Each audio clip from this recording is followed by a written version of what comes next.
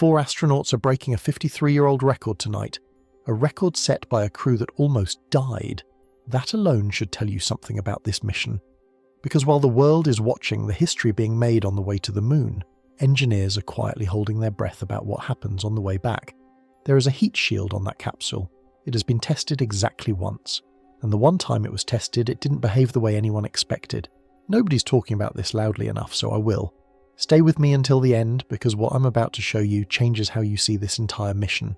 If this has you hooked, make sure to hit like and subscribe to the Sky Lab so you do not miss the next update as this unfolds in real time. Drop a comment with where you're tuning in from, what time it is there, and your honest opinion. Are the astronauts actually safe on the way home? Because once you look past the history being made tonight, a more uncomfortable question starts to surface. Now let's get into it.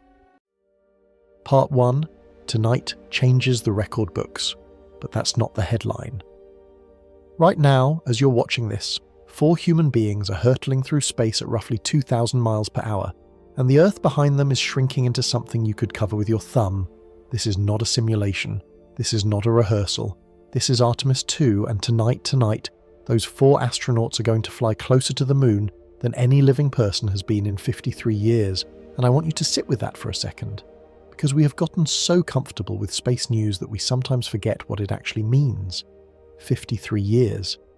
The last time a human being was this close to the moon, Richard Nixon was president, the Vietnam War was still happening, and the microwave oven was considered a luxury item. An entire generation has been born, grown up, grown old, and never once shared the planet with someone who had seen the moon up close. Until tonight. The numbers alone are enough to rewrite the record books. Artemis II is expected to reach a maximum distance of approximately 252,757 miles from Earth during its lunar flyby.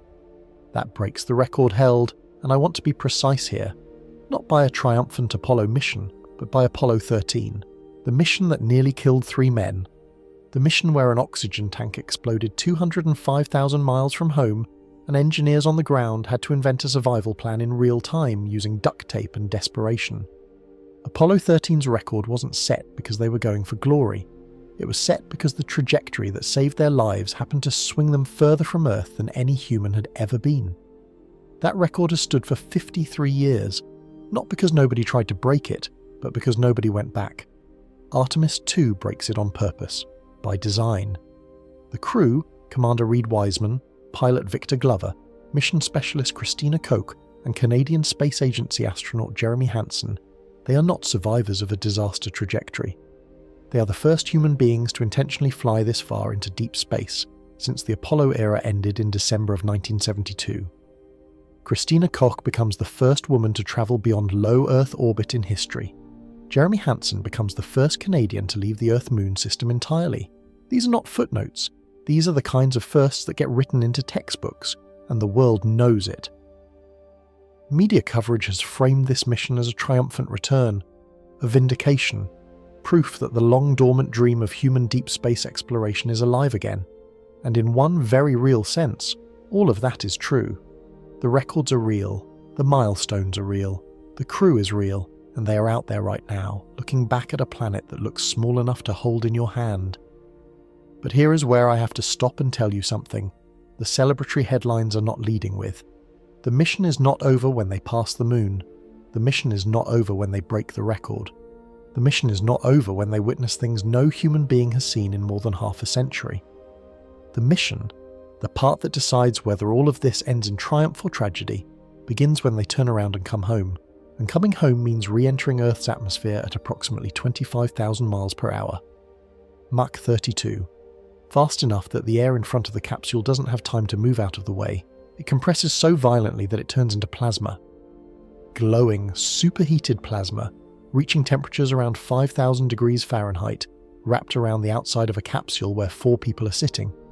The only thing standing between those 4 astronauts and that plasma is the heat shield. And the heat shield has only been tested at full scale once, and that test did not go as planned. That is the story I want to tell you tonight. Not because I want to diminish what this crew is achieving.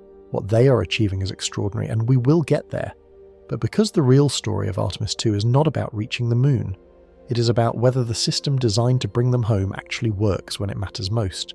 And right now, heading into that re-entry window, the answer is we genuinely do not know.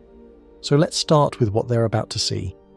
Because it is remarkable, and because every piece of data they collect, every photograph, every geological observation, every moment of wonder, all of it only matters if the heat shield brings them back alive. Part 2. What they're about to see, that no one alive has seen like this. The lunar flyby window opens for approximately 6 hours, and during that time, the Orion capsule will pass roughly 4,070 miles above the lunar surface. To put that in context, the International Space Station orbits Earth at about 250 miles up. The crew of Artemis II will be flying past the Moon at more than 16 times that altitude, and yet they will be close enough to see geological features with their own eyes and document them through 400mm lenses that the crew has been specifically trained to use. Now I want you to understand why this matters scientifically, because it is not just about the view.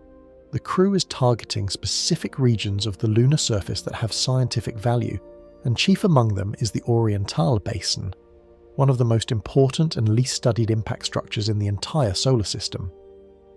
Orientale is a multi-ring impact basin, which means when a massive object slammed into the Moon roughly 3.9 billion years ago, the shockwave rippled outward like a stone dropped in still water, freezing into a series of concentric mountain rings. It is, in geological terms, a baseline, a record of the violence that shaped the early solar system, preserved in near-perfect condition because the Moon has no weather, no tectonics, no erosion to disturb it. Planetary scientists have been studying it with robotic orbiters for decades, but there are things the human eye catches that algorithms miss: subtle colour gradations, shadow geometry, the way ejector patterns radiate from the centre, and the crew of Artemis II is trained specifically to recognise and document those cues in real time. They're also targeting lesser-known features: Pirazzo Crater, a relatively fresh impact site with well-preserved ray systems, and Ohm Crater, which sits near the edge of the far side and offers a look at subsurface material excavated by the impact. These are not tourist stops. These are data collection opportunities that no robotic mission has been able to fully exploit, because geology, done right, still requires a human being who can look at a rock and say, wait, that's wrong. That doesn't fit the model. There is something important to say here about the difference between human and machine observation in a moment like this. Robotic missions produce extraordinary data. The Lunar Reconnaissance Orbiter has mapped the Moon's surface in stunning resolution, but pattern recognition in real time, under conditions that weren't anticipated, noticing that one section of the basin wall looks structurally different from the models, or that the colour temperature of a lava flow doesn't match the expected composition. That kind of adaptive observation is still something human beings do better than any current imaging algorithm. The crew of Artemis II understands this, which is why the geological training they underwent before this mission was intensive, specific, and focused on exactly the kind of rapid-fire visual interpretation they will need during that 6-hour window. And then there is the eclipse. Approximately 1 hour into the flyby, the Orion capsule will pass behind the Moon from the Sun's perspective, and the crew will witness something that only around 27 human beings, all of them Apollo astronauts, have ever seen: a solar eclipse as seen from beyond the Moon. The Sun, which from Earth we see as a disk roughly the same size as the full Moon, will disappear behind the lunar surface, and in its place, if conditions cooperate, they will see the solar corona, the outer atmosphere of our Sun. Faint, ghostly, structured with streamers and loops that trace the invisible geometry of magnetic field lines. Scientists have chased solar eclipses around the Earth for centuries. The crew of Artemis II is going to see one from the other side of the Moon. And this is happening, I should mention, at a particularly interesting moment in the solar cycle. Active region 4409, a sunspot cluster that has been generating notable activity in recent weeks, adds a small but real element of unpredictability to the corona's appearance. An active sun means a more dynamic corona, potentially more visible, potentially more structurally complex. The crew may be seeing our star in a state of elevated energy, which makes the observation scientifically richer, but also, as we will discuss later, introduces a variable that the mission planners cannot fully control. But here is the thing I keep coming back to, and I want you to hold this thought as we move through everything else: every photograph the crew takes, every geological note, every second of that eclipse observation, every piece of data collected during those 6 hours above the Moon. All of it lives inside the Orion capsule, and the Orion capsule has to survive re-entry.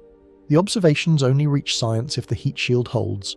The records only stand if the crew comes home, and the heat shield, on its only full-scale test, did not behave the way anyone expected. Before we get to the physics of what went wrong inside that material, and we're going to get very specific about it, there is one more moment of the flyby that deserves your attention, because for roughly 40 minutes, those 4 astronauts will cross behind the moon and they will disappear. Part 3. The 40 minutes where humanity disappears. The moon, for all its beauty, is about to do something genuinely strange. It is going to swallow the Artemis II crew whole, at least from the perspective of everyone on Earth trying to talk to them.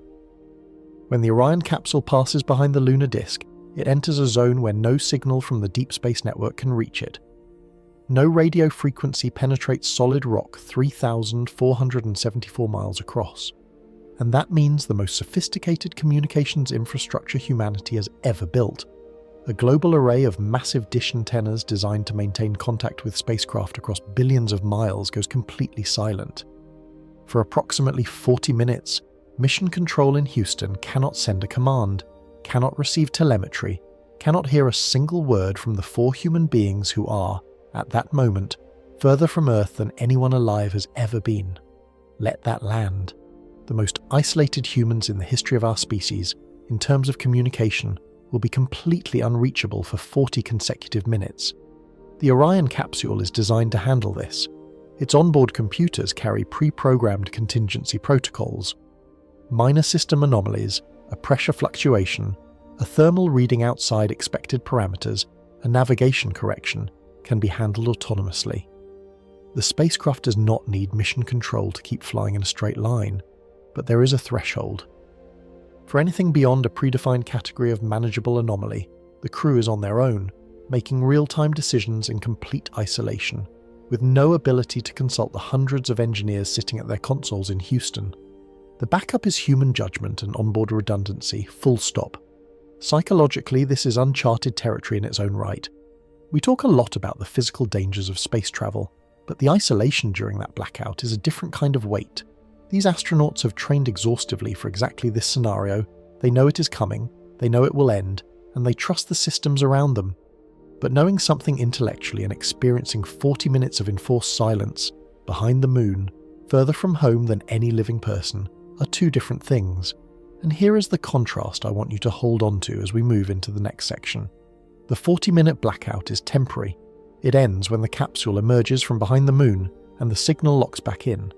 It is isolation with a fixed end point, a known duration, a recovery built into the mission profile. But the blackout I am most worried about, the one that has no guaranteed recovery, is the 4 minutes of communication silence that will happen during re-entry. Because during re-entry, a plasma sheath surrounds the capsule and blocks all signals. And during those 4 minutes, the heat shield is either doing its job or it isn't. And mission control, and the crew, and everyone watching, will not know which until it is already over. The blackout behind the moon is a feature. The blackout during re-entry is the test. And to understand why that test is so consequential, we need to go back to the last time Orion came home and look very carefully at what was found on the other side. Part 4. The only test didn't go as planned. Artemis I launched in November of 2022. It was the first integrated flight test of the Space Launch System rocket and the Orion capsule, uncrewed by design, precisely because it was a test. The mission was exactly what the name suggested, a validation run. Fly the rocket, fly the capsule, return through Earth's atmosphere, recover the spacecraft, inspect everything, and confirm the system works before you put human beings inside it. The launch was spectacular. The mission went largely as planned. Orion travelled to the moon and back over 25.5 days, completing a trajectory that included a distant retrograde orbit around the moon and multiple burn manoeuvres that would be replicated on Artemis II. By almost every measure, Artemis I was called a success, and it was, largely. But when the recovery teams pulled the capsule out of the Pacific Ocean and engineers began their post-flight inspection, they found something that nobody's models had predicted. The heat shield showed more than 100 instances of unexpected material loss, chunks of the ablative surface had come off in ways that didn't match the computer simulations. The material hadn't just worn away smoothly the way it was designed to. It had cracked. It had fragmented. It had shed pieces of itself in irregular patterns across different sections of the shield's surface. The capsule survived, I want to be clear about that. The crew compartment, had there been a crew, would have been protected. But the performance of the heat shield material was outside what the engineers had modelled, and in aerospace engineering, that is not just a defect, that is a warning. Here is why that distinction matters. If a system fails in a way that matches your model, if your simulation predicted a crack in a certain location under certain conditions, and that crack appeared, then you understand your system. You can fix the specific flaw. You can redesign that component and move on with confidence. But when a system fails in a way your model did not predict, you have a different problem entirely. You have discovered that your model is missing something, and if your model is missing one thing, it may be missing others. The gap between what you thought would happen and what actually happened tells you that your understanding of the physics is incomplete. The material in question is called Avcoat. It is a honeycomb-structured ablative compound that has a heritage going back to Apollo. The Apollo command modules used a version of it, and its survival of those missions was part of what gave engineers confidence in applying it to Orion. But the Artemis version of Avcoat is not identical to the Apollo version. It is manufactured differently, applied differently, and it was being asked to survive a re-entry profile that Apollo never attempted. And during Artemis I, something happened inside that material that the ground tests, the thermal vacuum chambers, the arc jet facilities, none of it had replicated. Over 100 chunks of material gone. A pattern of loss that spread across the surface in ways the models hadn't foreseen. The post-flight inspection findings were not hidden. NASA published them. Engineers discussed them in technical briefings. But the public framing of Artemis I remained, broadly, that the mission was a success, which it was. The capsule survived. But surviving is not the same as performing as predicted. And performing outside prediction, on the only full-scale test of a system that 4 people are about to depend on for their lives, is the thing that should make your stomach feel a little uneasy. Because here is the uncomfortable reality. The heat shield on Orion has no backup. There is no second layer, no alternative system, no ejection option, no abort mode that solves the problem if the heat shield fails during re-entry. It is a single point of failure system. If it does not work, the mission ends in the worst possible way. And its only real-world performance data comes from a test where it behaved in ways nobody expected. What was happening inside that material? What physics did the engineers miss? And why did it only show up during flight, after decades of ground testing? To answer that, we need to go inside the heat shield itself and look at a failure mechanism that nobody thought to model. Part 5. The physics nobody expected to matter. Avcoat works through a process called ablation, and if you really understand that process, you start to see 2 things at once. Why it's one of the most elegant thermal protection systems ever built, and why its weakest moment is not where most people assumed it would be. When Orion hits the upper atmosphere at roughly 25,000 miles per hour, it isn't slowing down in any gentle sense. It's punching into air so rapidly that the molecules in front of it don't have time to behave like gas anymore. They compress so violently that they turn into plasma, an electrically charged superheated fluid. At the stagnation point, right on the leading face of the heat shield, temperatures climb toward 5,000 degrees Fahrenheit. That's not just very hot. That's a regime where matter stops behaving like matter in any familiar sense. Metals soften, ceramics fracture, and most engineered materials simply fail. So NASA doesn't try to resist that environment. It spends a material instead. Avcoat is designed to be consumed. The outer layer doesn't just heat up, it transforms. It chars, turning into a carbon-rich foam-like structure. That char layer is not waste, it's the first line of defense. It slows heat transfer inward, acting like a temporary thermal sponge. But the deeper mechanism is even more interesting. Inside Avcoat are trapped volatile compounds. As heat penetrates, those compounds vaporize, and instead of staying trapped, they escape outward through the porous char layer. That outward flow does something critical. It carries heat away and disrupts the boundary layer of superheated gas clinging to the capsule's surface. This is ablation in its purest form. the material protects the spacecraft by continuously destroying itself in a controlled way. It is, in a very real sense, a sacrificial shield. But every sacrificial system carries a hidden question. What happens when the sacrifice doesn't behave as expected? On Artemis I, that question emerged in a place almost nobody was looking. Not at peak heating, not at maximum stress, but in the middle. Artemis I used a skip reentry profile. Instead of diving directly into the atmosphere in a single continuous descent, Orion dipped into the upper layers, bled off velocity, then skipped back out briefly before re-entering for the final descent. On paper, this is elegant. It spreads out thermal loads, reduces peak heating, and gives mission planners flexibility. It also looks, at first glance, like the safer option. But physics doesn't reward looks safe, it rewards regimes. During that skip phase, the heating wasn't extreme enough to fully activate Avcoat's most robust ablative behaviour. The surface began to char, but not deeply or uniformly. The internal volatiles started to heat, but the char layer above them wasn't yet porous enough to vent efficiently. And that is where the system entered an in-between state. Not cold, not fully ablating. Something unstable in the middle. Imagine a sealed crust forming on top of something that is actively boiling underneath. Heat continues to enter from above, but the pathways for pressure release haven't fully formed yet. So instead of smooth venting, pressure accumulates beneath the surface. That pressure doesn't wait politely, it builds. And when it exceeds the structural strength of the partially formed char layer, the result isn't gradual erosion, it's rupture. Sections of Avcoat don't just wear away, they break, spall and eject in chunks before the material transitions into its intended fully ablative regime. That was the unexpected finding from Artemis I. Not that Avcoat failed under extreme heating, but that it could behave unpredictably under moderate heating where its internal state was neither fully solid nor fully active. This matters because most engineering intuition points you toward extremes when you test systems like this. You build arc jet facilities that simulate the hottest possible conditions. You design plasma rigs that replicate peak reentry heat flux. You validate materials at the edge of destruction, and Avcoat at those extremes performed well. The failure didn't show up there. It showed up in the transition zone, the in-between physics that is harder to simulate because it doesn't feel like the danger zone. This is one of the quiet truths of complex systems engineering. Failures don't usually happen where everyone is looking hardest.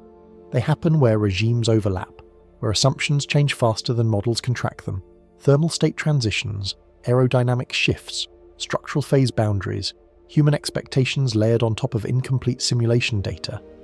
Artemis I exposed exactly that kind of blind spot. And once it was seen, the program had to respond. The central question became simple, but uncomfortable. Do you redesign the shield, or redesign the path it takes through the atmosphere? NASA chose the second option. They changed the trajectory. Not because the problem was ignored, but because trajectory control is a powerful lever in entry dynamics. By adjusting the angle, timing, and sequence of atmospheric interface, engineers can shift the vehicle away from the problematic intermediate heating regime and toward a more predictable thermal profile. But that decision carries its own weight, because it means the fix is not embedded in the material itself, it is embedded in how carefully the mission is flown. And that brings us to the part of the story that is harder to frame in purely technical terms. Artemis II is now inheriting that solution. 4 astronauts are riding a vehicle whose heat shield is not fundamentally different from Artemis I, but whose success depends on whether the redesigned entry profile successfully avoids the very regime where Avcoat revealed its most subtle weakness. This is where engineering stops being abstract and becomes personal, because at 25,000 miles per hour, there is no gradual failure mode that allows correction. There is no partial success that can be recovered mid-descent. The thermal protection system either maintains integrity through the full energy transition, or it does not, and that is why Avcoat is so paradoxical. At its peak performance, it looks almost miraculous. It turns destruction into controlled self-sacrifice. It transforms extreme energy into harmless gas flow and carbon residue. It enables human return from environments that would otherwise be structurally impossible to survive. But in its intermediate state, it reveals something more uncomfortable, that even elegant systems can have blind spots where physics doesn't align with expectation.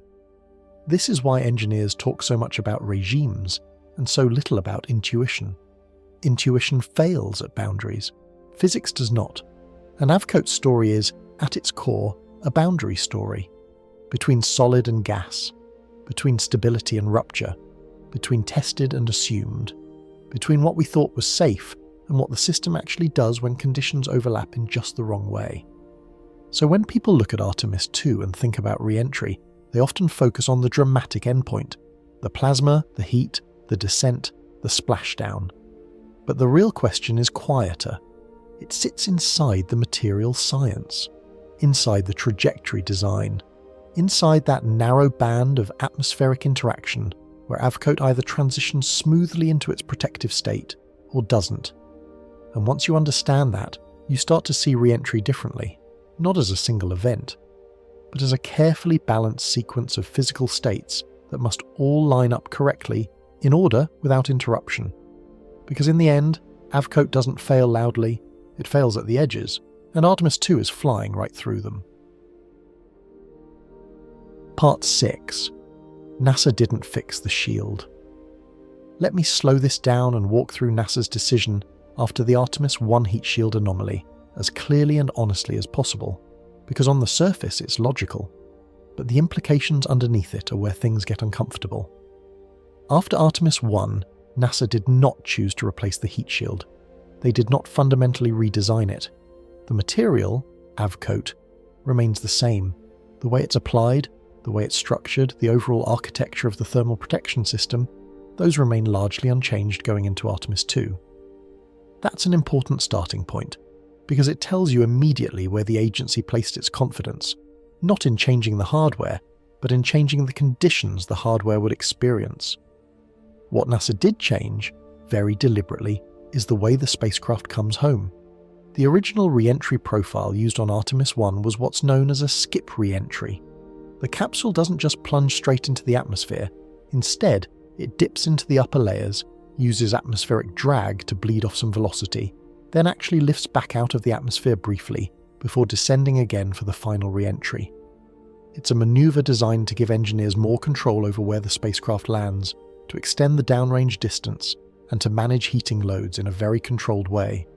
On paper, it's elegant, it's efficient, and before Artemis I flew, it was considered safe. But that skip profile is now gone. For Artemis II, NASA has removed it entirely. In its place is a direct re-entry, a steeper angle, a single continuous descent, no bounce, no second pass. The capsule will hit the atmosphere harder, descend faster, and move more quickly from initial contact with the upper atmosphere into the extreme heating conditions of peak re-entry. There is no intermediate phase anymore, no prolonged exposure to the kind of moderate heating environment that turned out to be problematic. And this is where the engineering logic comes in. The failure observed during Artemis I wasn't random. Engineers traced it back to a very specific mechanism inside the Avcoat material. During that skip maneuver, the heat shield entered a thermal regime that was not extreme enough to drive proper ablation, but not mild enough to avoid internal reactions. Heat was building up inside the material. Gases were forming as part of the normal ablation chemistry, but they weren't venting properly through the char layer on the surface. Instead, pressure built beneath that layer until the material cracked and pieces broke away in an irregular, uncontrolled way. So NASA's solution is, in a sense, surgical. If the dangerous condition was the intermediate heating regime, remove the regime. With a direct re-entry, the capsule transitions rapidly from cold space to very high heating rates. The idea is that the Avcoat never lingers in that unstable middle zone. It goes straight into the conditions where it is known to perform correctly, where the char layer forms as expected, where gases can vent through it efficiently, where the material erodes in a controlled, predictable way. From a physics standpoint, that reasoning's coherent. If you eliminate the environment that caused the failure, you eliminate the failure mode itself, and in a narrow, specific sense, that logic absolutely holds. If the engineers have correctly identified the root cause, and that's a big if, but let's assume for a moment that they have, then removing the skip phase should prevent the same issue from occurring again. No intermediate heating, no gas entrapment, no pressure buildup, no unexpected cracking. The material behaves the way it was always supposed to. The equations line up, the models converge, the capsule survives re-entry, 4 astronauts come home. That's the best case interpretation of this decision. But engineering decisions are never made in a vacuum. Every solution introduces trade-offs, and those trade-offs matter, not just operationally, but in how much uncertainty you're willing to carry into a crewed mission. Let's start with the obvious ones. A steeper, direct re-entry increases the G-forces experienced by the crew. Not to dangerous levels, this isn't something that would incapacitate trained astronauts, but it is a measurable increase. The ride home becomes more physically demanding. It's a sharper, more aggressive descent profile compared to the smoother, staged deceleration of a skip trajectory. More importantly, removing the skip phase reduces flexibility. The skip maneuver wasn't just about managing heat, it gave mission planners options. By bouncing off the atmosphere, the spacecraft could effectively extend its range, allowing teams on the ground to adjust the landing location based on real-time conditions, weather shifts, ocean states, recovery ship positioning. All of that could be accommodated. With a direct re-entry, that flexibility narrows, the landing corridor becomes more constrained, you commit earlier, and you have fewer options to adapt. Now, to be clear, those are manageable trade-offs. Astronauts are trained for higher G loads. Recovery teams can plan around tighter landing zones. None of that, on its own, is mission-threatening. These are the kinds of compromises that happen in aerospace engineering all the time. But those aren't the trade-offs that should concern you most. The harder question, the one that sits underneath all of this, is about confidence. Not confidence in the engineers, not confidence in NASA as an institution, but confidence in the method being used to justify this change. Because the skip re-entry profile also passed pre-flight analysis. Before Artemis I ever flew, the model said it would work. The thermal simulations predicted acceptable performance. The ground testing supported the design. The physics, as it was understood at the time, said the heat shield would behave within expected margins. And then the spacecraft flew, and reality didn't match the model. The heat shield didn't fail catastrophically, but it behaved in a way that the models did not predict. It exposed a gap, not just in the material, but in the understanding of how that material behaves under certain conditions, a condition that, importantly, had not been fully captured in testing. So when NASA now says the direct re-entry is safe, when they say the updated models support it, when they say the heating profile will drive the avcoat into proper ablation without entering that problematic transitional phase, you have to recognize something. We have heard that before. We have already seen a scenario where the modeling, the simulations, and the ground tests all pointed in one direction, and the real-world flight revealed something different. Something subtle, but significant enough to force a change in how the system is used. And that doesn't mean NASA is wrong now. It means the source of confidence, the model, is the same type of source that was incomplete before. That's the tension. Because the new configuration, the direct re-entry profile, has never been flown on the Orion spacecraft. Not once. There is no flight heritage for this exact trajectory, with this exact heat shield under lunar return conditions. There is no real-world dataset that confirms beyond simulation that the system behaves exactly as expected in this new regime. The first time it will be tested in its full operational context is when there are 4 people inside. That is not unusual in spaceflight history. Many systems are ultimately proven in flight, but it does raise the stakes in a very specific way. Because this isn't a brand new design being tested from scratch. This is a system that has already demonstrated behavior outside its predicted envelope, now being flown under a modified set of conditions intended to avoid that behavior. There's a difference between validating a new system and correcting a partially understood one. And NASA didn't rely solely on trajectory changes. Engineers also made targeted modifications to the avcoat itself. Certain blocks within the heat shield were reshaped, with adjustments intended to improve how gases move through the char layer during ablation. The goal here is to reduce the likelihood of pressure buildup, even if the material encounters less than ideal thermal conditions. These are thoughtful changes, grounded in the failure analysis. They are not cosmetic, but they come with the same limitation. They have not been validated at full flight scale under real lunar return conditions. They have been tested in ground facilities, arc jets, thermal chambers, simulation environments. And those facilities are incredibly advanced. But they are also the same class of testing environments that, prior to Artemis I, did not reveal the failure mode that ultimately occurred. That doesn't mean they are ineffective. It means they are not perfect representations of reality. So what you have going into Artemis II is this: a heat shield made of largely the same material that behaved unexpectedly during its only full-scale test, a re-entry profile that has been changed to avoid the conditions believed to have caused that behaviour, a set of material tweaks designed to improve performance under edge cases, and a suite of updated models that say, with confidence, that this configuration will work, but no full-scale, real-world validation of that exact combination. That is the honest picture, and the more uncomfortable layer beneath it, the part that doesn't get as much attention, is that not everyone agrees this is enough. Not everyone inside or adjacent to NASA looks at this chain of reasoning and arrives at the same conclusion.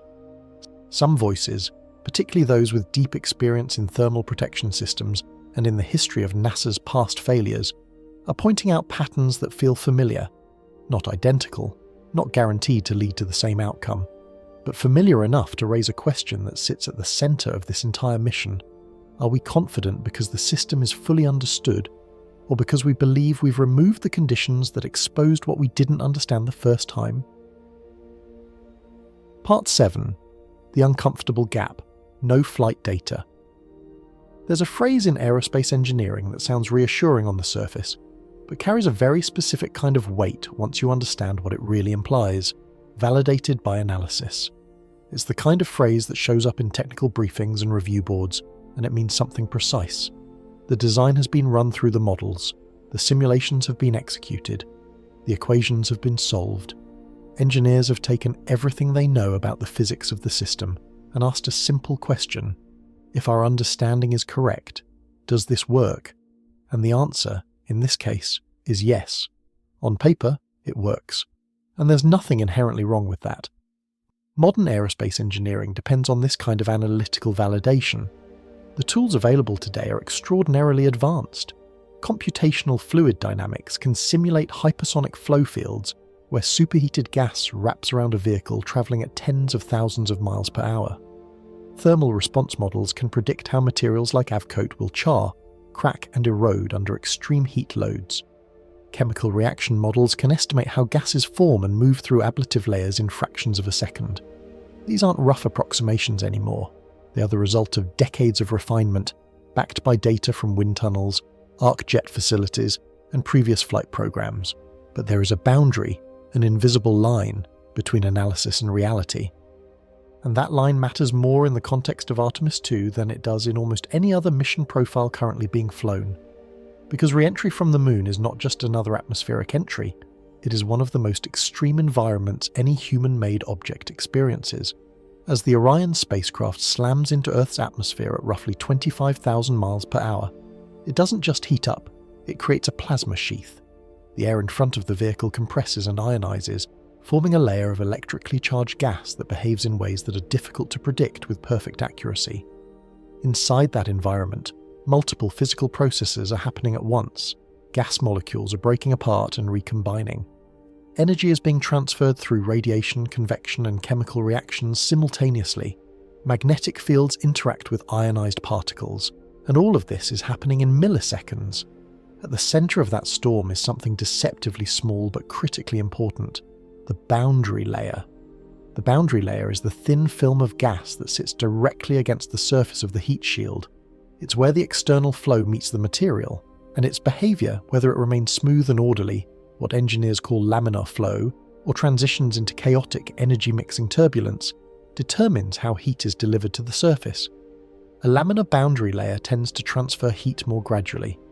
A turbulent one can dramatically increase heat flux in localized areas. The exact point where that transition happens along the surface of the vehicle is not fixed. It depends on geometry, velocity, atmospheric conditions, and subtle perturbations in the flow. And here's the problem. Predicting that transition with high precision, especially at hypersonic speeds and across complex geometries, is one of the hardest unsolved problems in fluid dynamics. It's not that engineers have no idea what's happening. It's that the predictions are inherently uncertain. Models approximate it. They use empirical corrections derived from past data. They build in safety margins.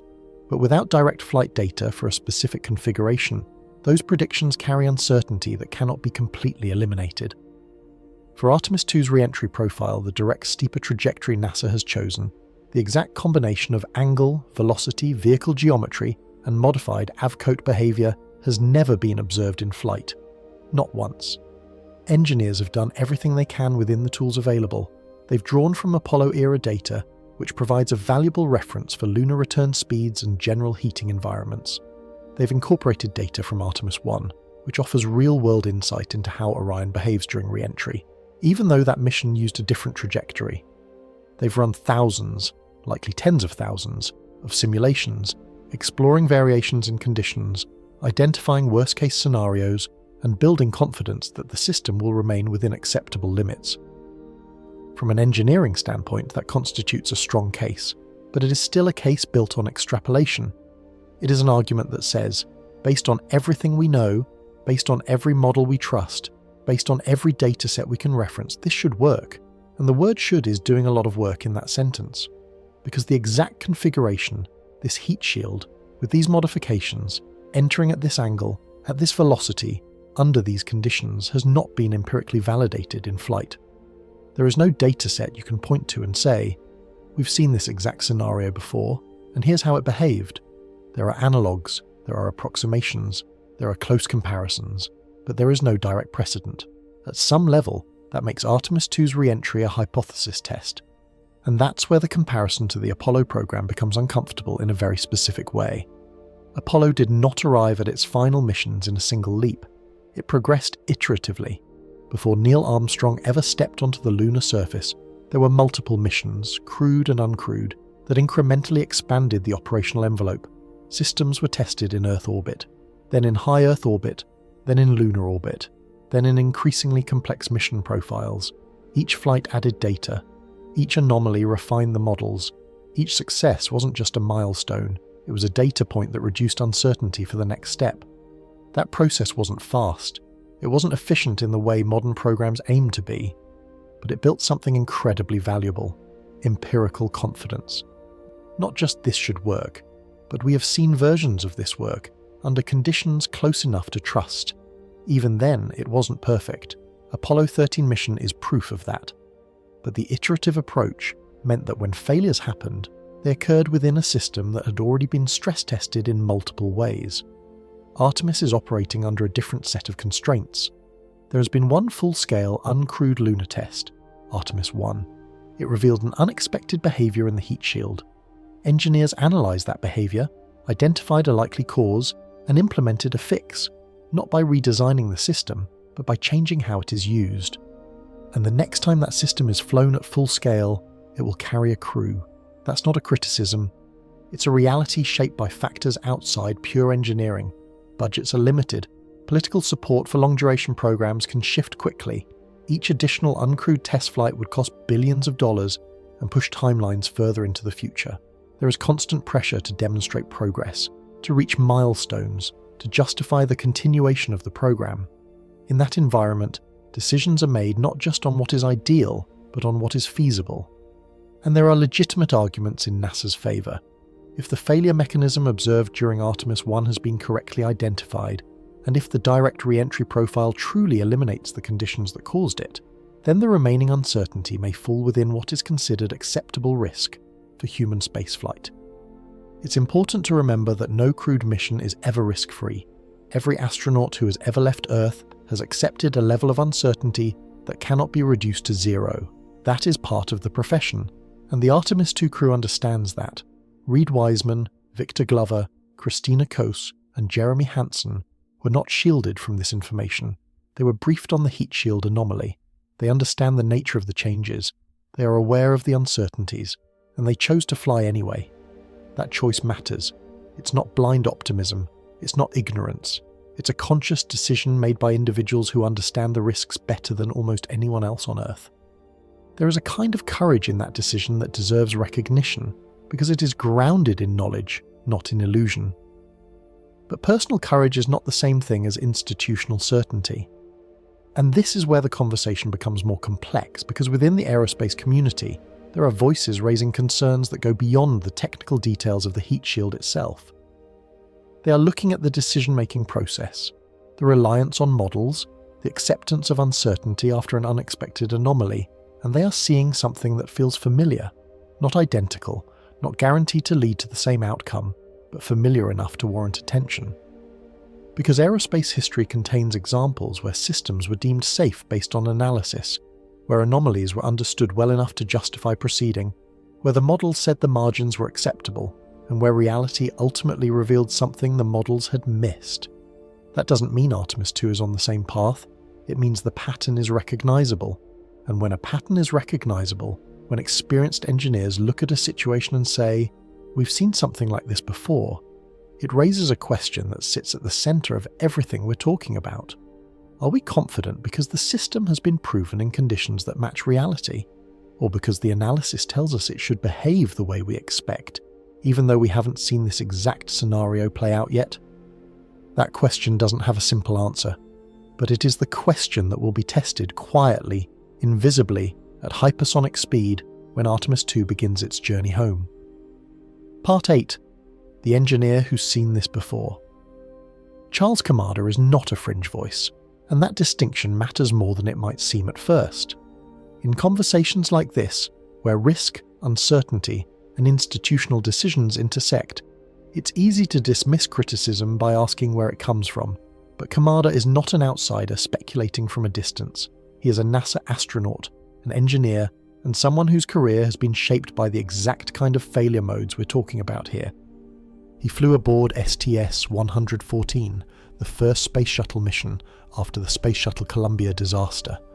That mission was not just another flight. It was a global test of whether NASA had actually learned from one of the most devastating failures in its history. 7 astronauts had been lost.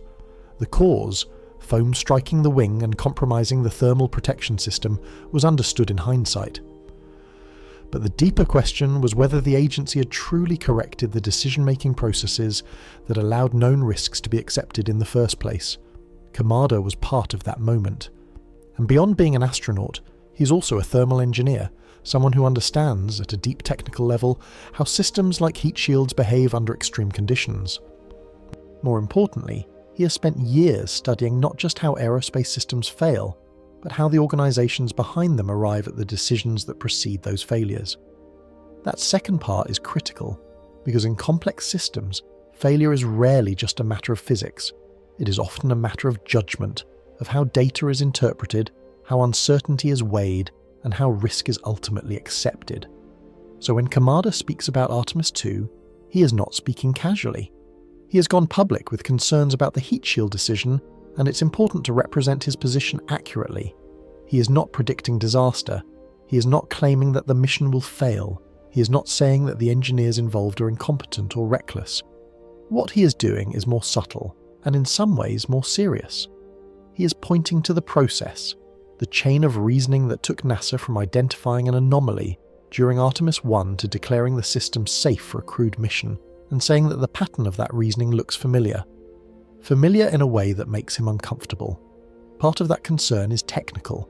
The heat shield exhibited behavior that was not predicted by pre-flight models.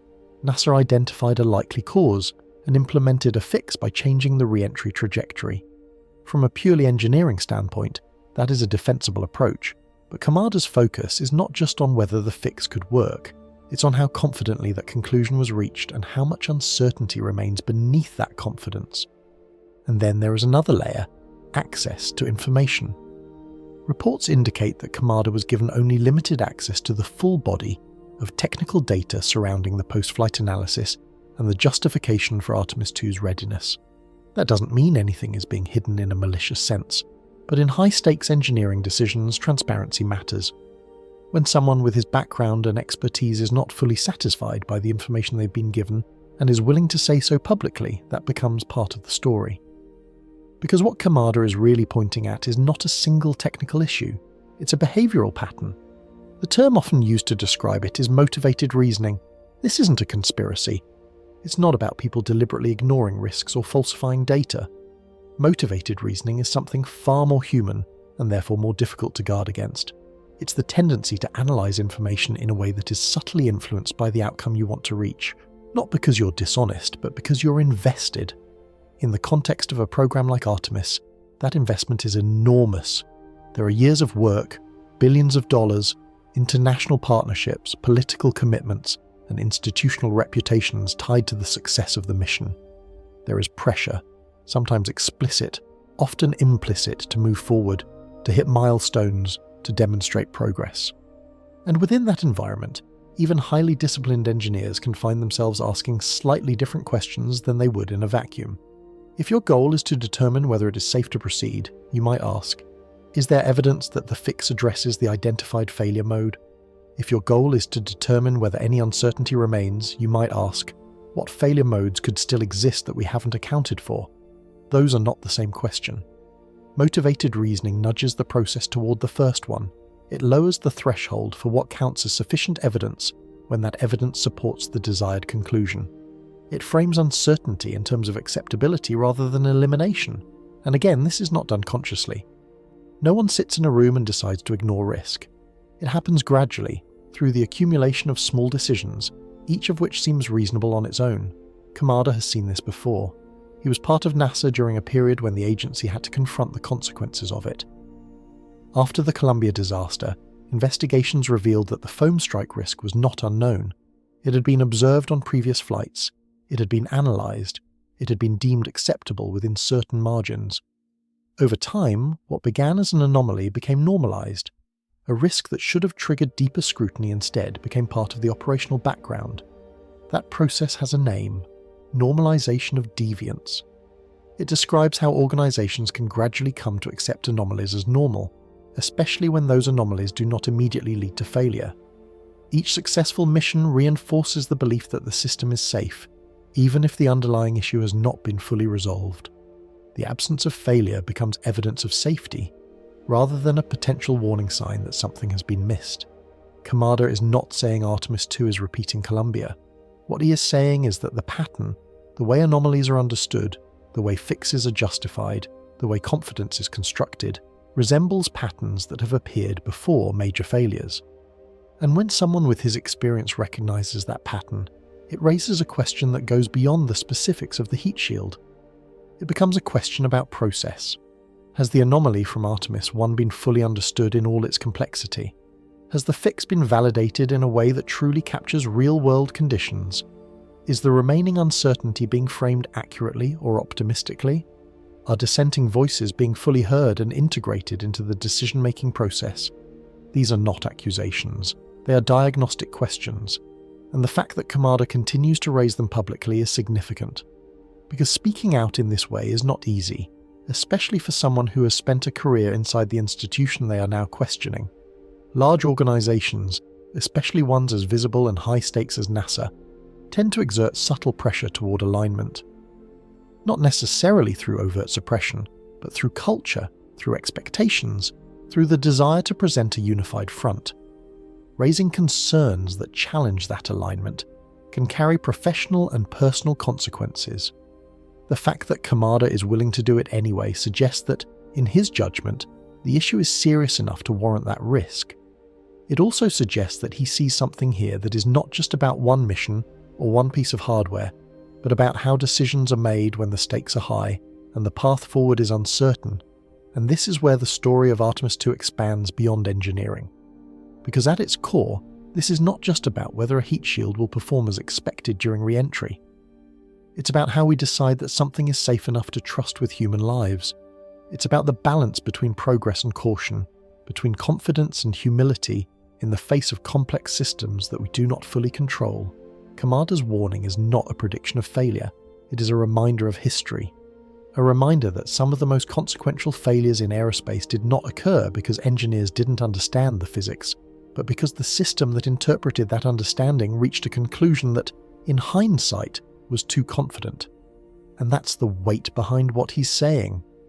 Not that Artemis II will fail, but that the way we decide it won't deserves to be examined just as closely as the hardware itself. Part 9. The Pattern, Challenger, Columbia. Artemis?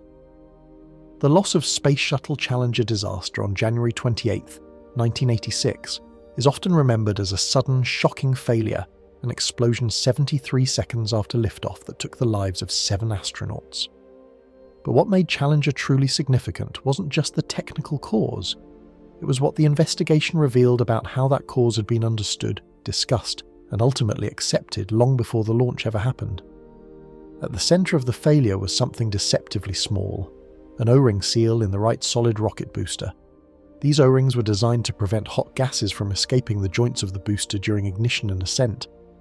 Under normal conditions, they functioned as intended, but under cold temperatures, the material became less flexible, less capable of sealing properly. This wasn't an unknown phenomenon. Engineers at Morton Thiokol, the contractor responsible for the boosters, had observed O-ring erosion on previous flights. They had data showing that performance degraded in colder conditions. They had raised concerns. The night before the launch, those concerns became explicit. Engineers recommended against launching if temperatures dropped below 53 degrees Fahrenheit. They understood that at lower temperatures, the risk of seal failure increased significantly. And on the morning of the launch, the temperature at Kennedy Space Center was not just below that threshold, it was dramatically lower, hovering around 28 degrees. Ice had formed on parts of the launch structure. The conditions were visibly outside the range that engineers had flagged as safe, and yet the launch proceeded. It's tempting in hindsight to frame that decision as reckless, to imagine that someone ignored a clear warning or overrode a critical safety concern out of negligence. But the reality is more complicated and more unsettling because it wasn't a single bad decision. It was the result of a process that had developed over time. The O-rings had shown signs of erosion before, on multiple flights, and those flights had been successful. The damage hadn't led to catastrophic failure, so with each successive mission the anomaly became less alarming. It didn't disappear, it was still documented, still discussed, but it began to feel normal. The system had flown with this issue, and it had survived. That survival, instead of reinforcing caution, gradually reinforced confidence. What had started as a deviation from expected performance slowly became an accepted part of operations. The Rogers Commission, which investigated the disaster, gave this phenomenon a name. Borrowing from the work of sociologist Diane Vaughan, it called it normalization of deviance. The idea is deceptively simple.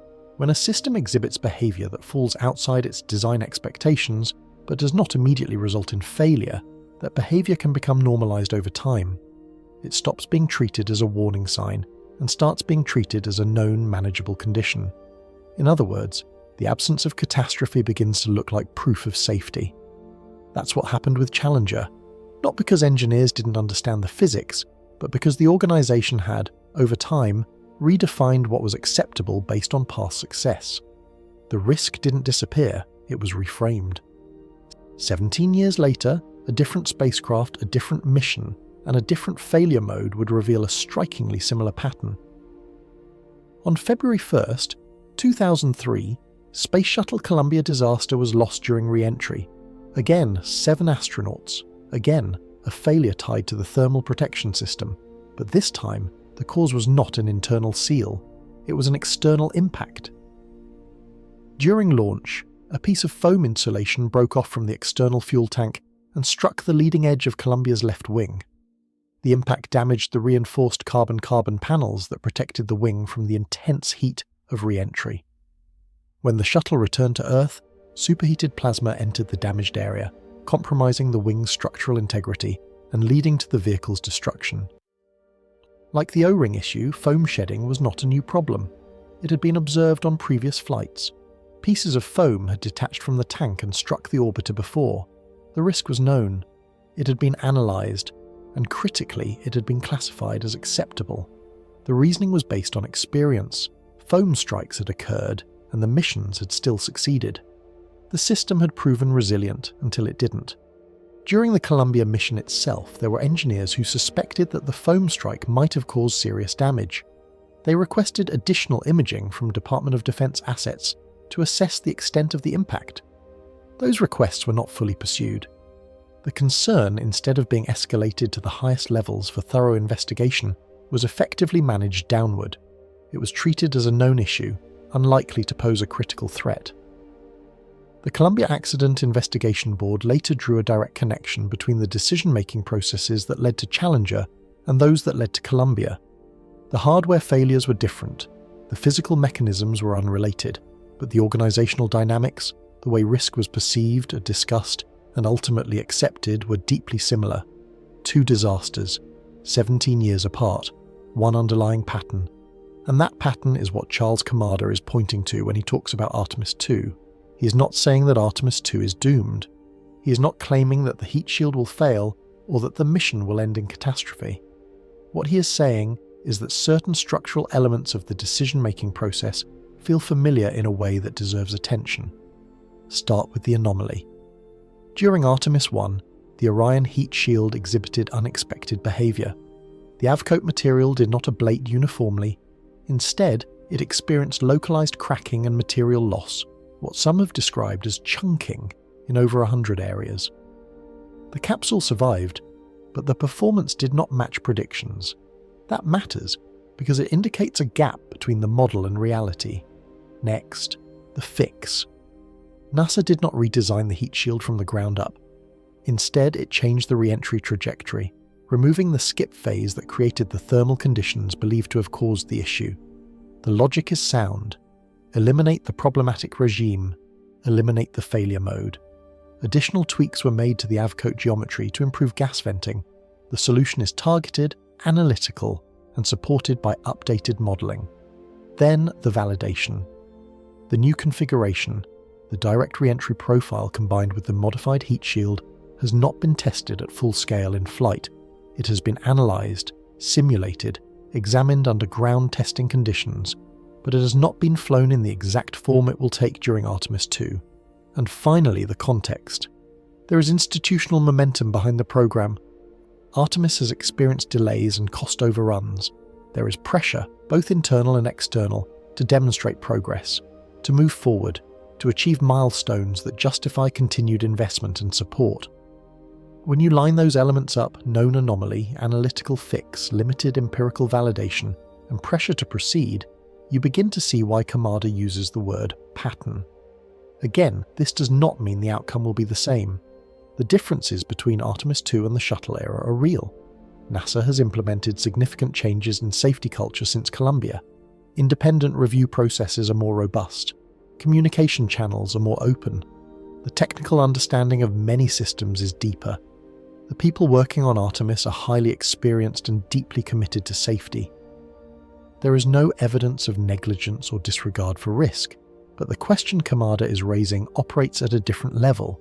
It's not about whether the engineers are competent, it's about whether any large, complex organisation, no matter how experienced, no matter how well-intentioned, is fully capable of objectively evaluating risk when there are powerful forces pushing toward a specific outcome. Because those forces are always present. Schedules matter, budgets matter, political expectations matter. The desire to succeed, to achieve, to move forward, that matters too. And none of those pressures are inherently wrong. They are part of what drives progress.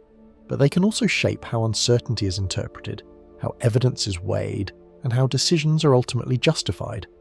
That's the uncomfortable part, because it suggests that the challenge is not just technical, it's structural. And structural challenges don't have simple fixes.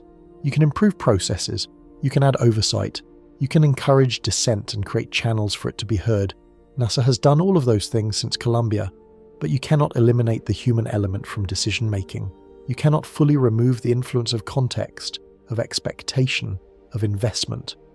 So the question becomes, how much uncertainty is acceptable?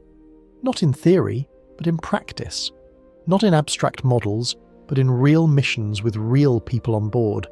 That's the question sitting quietly behind Artemis II. And to be fair, because this matters, NASA has an answer to it. A detailed, reasoned, technically grounded answer. One that reflects the work of thousands of engineers and years of analysis. And that answer deserves to be heard. Part 10. NASA's case. The physics is sound. Let me give you the strongest, most complete version of NASA's position here, because it's important not to flatten this into a simple agency versus critic narrative. NASA's argument is not vague reassurance. It is a structured engineering case built on post-flight data, material science, and decades of re-entry physics. And if you take it seriously, and you should, it is far more coherent than it often appears in public debate. The core of NASA's position begins with the claim that the Artemis I heat shield anomaly is not just observed, but understood at a mechanistic level. In other words, they are not guessing what happened. They believe they have identified the specific physical sequence that led to the damage. According to their analysis, the skip reentry profile created an intermediate heating regime that placed the AVCOAT material into a transitional thermal state. In that state, the outer surface was hot enough to begin charring, but not hot enough to establish fully stable ablation. That imbalance allowed subsurface gases, produced as part of the material's normal thermal decomposition, to accumulate faster than they could escape through the developing char layer. That pressure build-up, NASA argues, is what ultimately caused localized material ejection, not random failure, not unexpected brittleness. A specific combination of thermal timing and gas dynamics that pushed the material outside its ideal operating envelope. This conclusion is not based on a single dataset. It comes from multiple converging lines of evidence. Post-flight inspection of the recovered AVCOAT blocks, fracture surface analysis showing the pattern of material separation, thermal reconstructions derived from onboard instrumentation, and comparisons with high-fidelity arc jet testing. Taken together, NASA believes this forms a consistent picture of what happened, when it happened, and why it happened. From that diagnosis, the proposed solution follows a clear logic. The direct re-entry trajectory removes the skip phase entirely. That matters because it eliminates the intermediate heating regime that is believed to have triggered the failure mode. Instead of gradually entering a prolonged moderate heating environment, the capsule transitions more quickly into high-energy re-entry conditions. In that regime, AVCOAT behaves in a well-characterized way. It forms a stable char layer, it ablates predictably, and it vents gases through established pathways that have been extensively tested in ground facilities. NASA's position is essentially that the material was not fundamentally flawed. It was placed into a thermal environment that exposed a corner case in its behavior. Change the environment, and you remove the corner case. They also point to additional modifications made to the heat shield itself. Subtle changes in block geometry were introduced to improve venting efficiency. These are not radical redesigns, but targeted refinements intended to reduce the likelihood of gas entrapment even if local heating conditions deviate slightly from predictions. In engineering terms, this is a margin enhancement layered on top of a trajectory fix. There is also a safety argument that is often underemphasized in public discussion. Even with the anomaly observed during Artemis I, the heat shield still performed its primary function. The internal structure of the capsule remained protected. The thermal loads transmitted to the crew cabin would have remained within survivable limits. In other words, the system did not fail in a catastrophic sense. It performed with degradation, not collapse. From NASA's perspective, that distinction matters because it places the anomaly within the category of performance deviation, not loss of safety function. This is where NASA pushes back against comparisons to historical failure modes. They argue that what occurred is not normalization of deviance in the classic sense, because the risk did not silently accumulate across multiple flights without consequence. Instead, it was identified on the first full-scale lunar return test and actively analysed. The response, they argue, demonstrates a functioning safety culture rather than a broken one. The direct re-entry profile and associated modifications have also undergone multiple layers of review. Independent technical panels, internal safety boards, and cross-disciplinary engineering teams have examined the updated configuration. The thermal models used to justify the change incorporate a broad dataset, Apollo-era re-entry data, which provides validated high-energy entry benchmarks, Artemis I data, which offers real-world insight into Orion's behaviour even under a different trajectory, and extensive ground testing of the modified AVCOAT formulation under controlled but extreme conditions. NASA also emphasises one final point that carries significant weight inside the agency. The Artemis II crew has been fully briefed on the anomaly, the analysis, the uncertainties, and the rationale behind the fix. This is not a case of hidden risk or incomplete disclosure. The astronauts, trained test pilots, and veteran spaceflight professionals accepted the mission with full awareness of the system's history and the remaining unknowns. In NASA's view, that informed consent is a critical part of how human spaceflight risk is ethically managed. And fundamentally, NASA is correct about one essential reality. Spaceflight has never been risk-free. From the earliest Mercury missions to Apollo, Shuttle, and beyond, every era of exploration has involved accepting uncertainty that cannot be fully engineered away. The question has never been whether risk exists, but whether it is understood well enough to be acceptable. Where the debate becomes more subtle and more technically interesting is in what understood well enough actually means.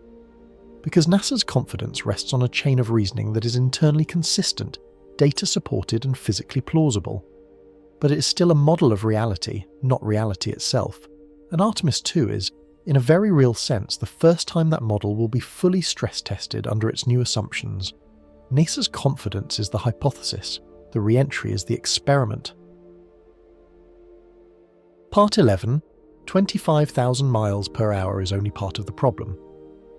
Let's slow this down and really let the physics land, because 25,000 miles per hour sounds abstract until you translate it into what the environment actually does to a human-made object. At that velocity, you're not just moving fast through air, you're colliding with it.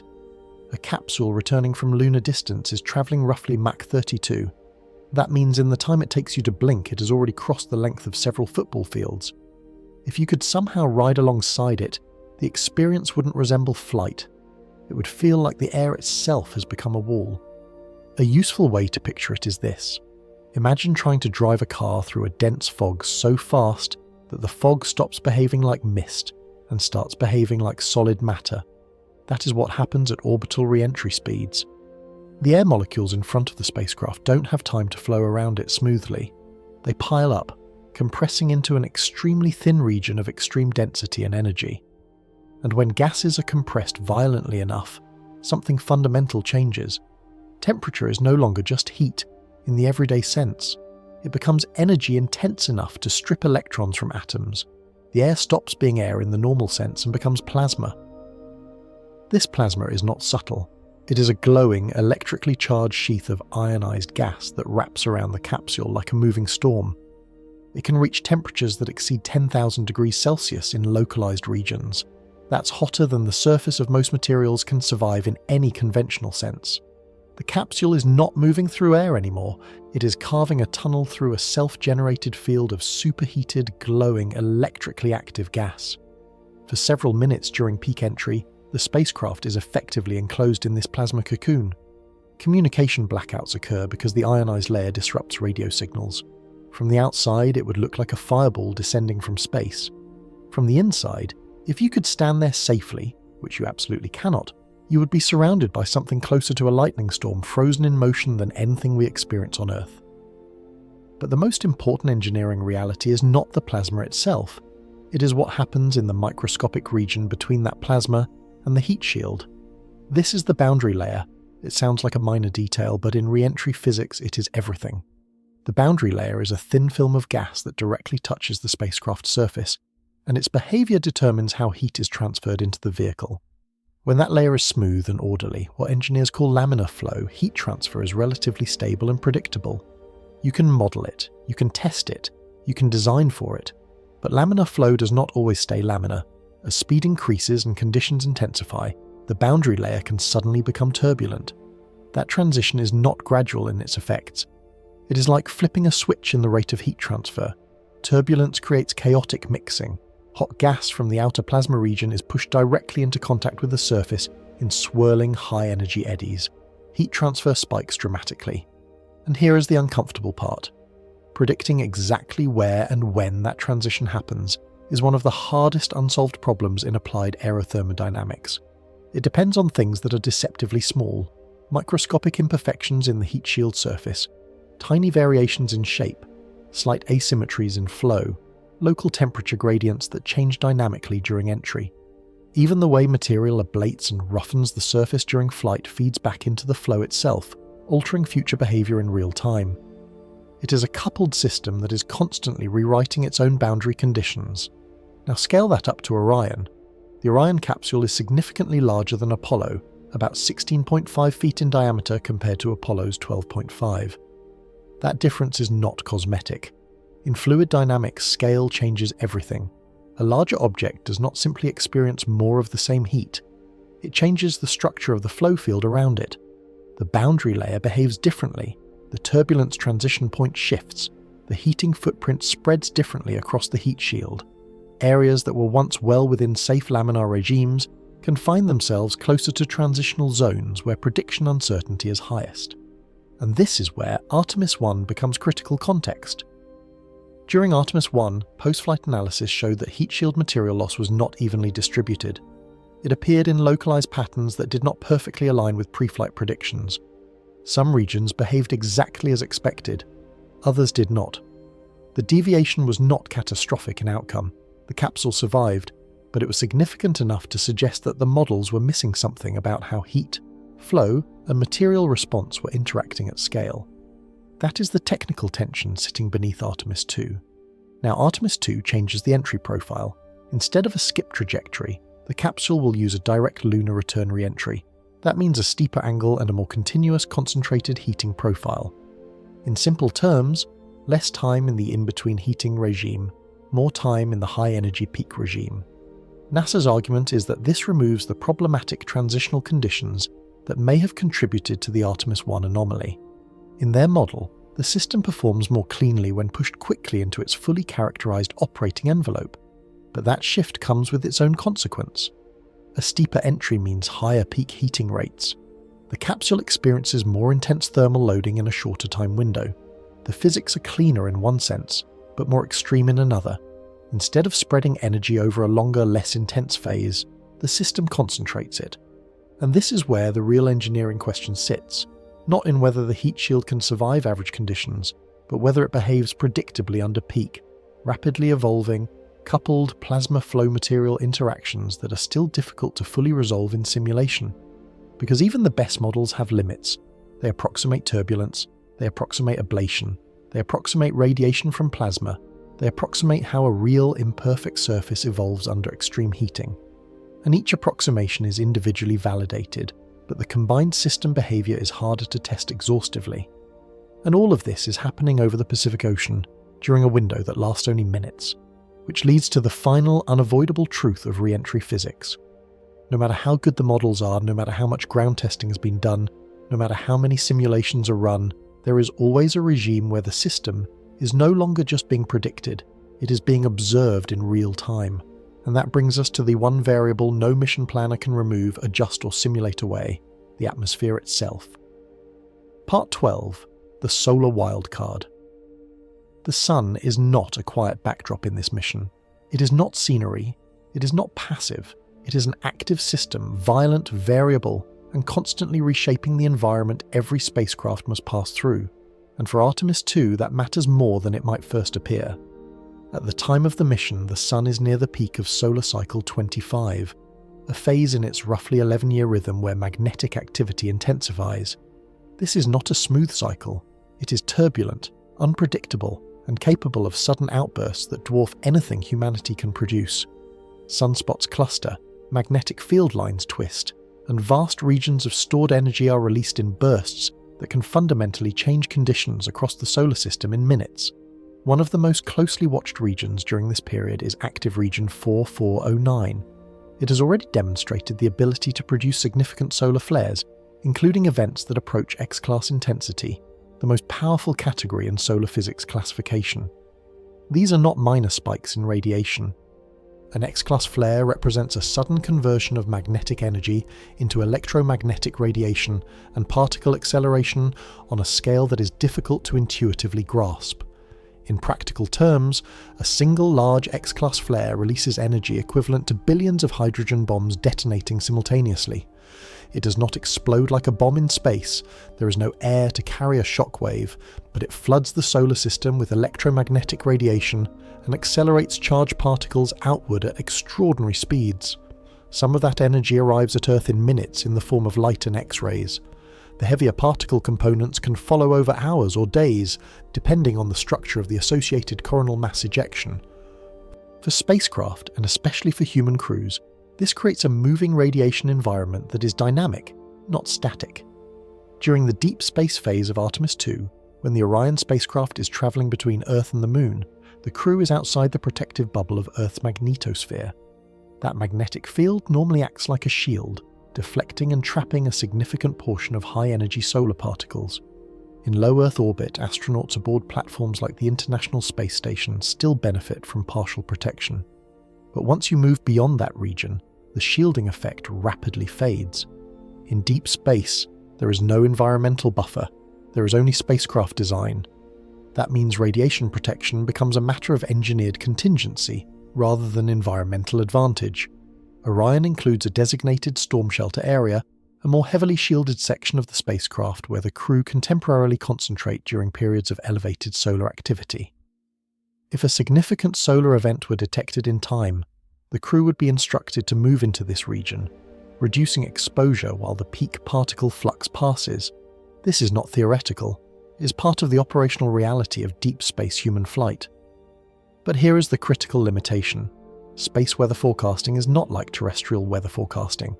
You can track active regions, you can estimate probabilities, you can model magnetic field configurations, but you cannot predict the exact moment a flare will occur, its precise magnitude, or the detailed energy distribution of the particles it will accelerate. So mission planners operate in probabilities, not certainties. There may be a roughly estimated chance, on the order of 10% during heightened solar activity periods, that an X-class flare could occur during a given mission window, but that number is not a guarantee. It is a statistical expression of a system that is inherently nonlinear and chaotic, and so the crew of Artemis II travels through an environment where one of the largest variables is literally a star undergoing magnetic instability, 150 million kilometers away, but still capable of affecting human life in minutes. That is the deep space condition. Distance does not equal safety. Now, during the re-entry phase itself, the Sun plays a more subtle, but still meaningful role. As the capsule returns and begins interacting with Earth's atmosphere at hypersonic speeds, it generates a plasma sheath around itself, a region of ionized gas created by the compression and heating of atmospheric molecules. That plasma is already complex on its own, governed by shock physics, thermochemistry, and turbulent boundary layer transitions. But solar activity adds another layer. High levels of solar radiation increase ionization in the upper atmosphere. This slightly alters the baseline electrical properties of the environment the spacecraft is entering. In most cases, this does not fundamentally change the physics of re-entry heating, which is dominated by kinetic energy conversion at extreme velocity. The plasma sheath around the capsule is primarily driven by the spacecraft's own motion through the atmosphere, not by external solar forcing. However, the Sun can influence the behavior of that plasma environment in secondary ways. Increased solar activity can enhance ionospheric density and variability, which can affect how radio waves propagate through the upper atmosphere. This is why spacecraft experience a communications blackout during re-entry. The plasma sheath itself blocks and absorbs radio signals, but the broader ionospheric conditions surrounding that sheath can introduce additional variability into when signals are lost, how they degrade, and when they are regained. In other words, the blackout window is already a structurally unavoidable phenomenon, but solar activity can make its edges slightly less predictable. It does not create danger in itself, but it adds noise to an already tightly constrained communication window, which matters when every second of telemetry is being analysed in real time from the ground. And this is where the system-level reality of Artemis II becomes clear. This is not a mission operating under a single dominant uncertainty. It is operating under stacked uncertainties that exist at different physical scales. At one scale, there is solar physics, millions of kilometers of magnetically driven plasma behavior, partially predictable, partially stochastic. At another scale, there is deep space radiation exposure, governed by particle flux, shielding geometry, and timing uncertainty. At another scale, there is atmospheric entry physics, the plasma sheath, the boundary layer, the heat shield ablation dynamics, and the turbulent transition regimes that are still difficult to fully model. And all of these systems converge at one moment, re-entry. There is also a quieter, more human dimension to the Sun's role in this mission. During the lunar flyby phase, the crew will have the opportunity to observe Earth and the Sun together in a way that only a handful of humans in history have experienced.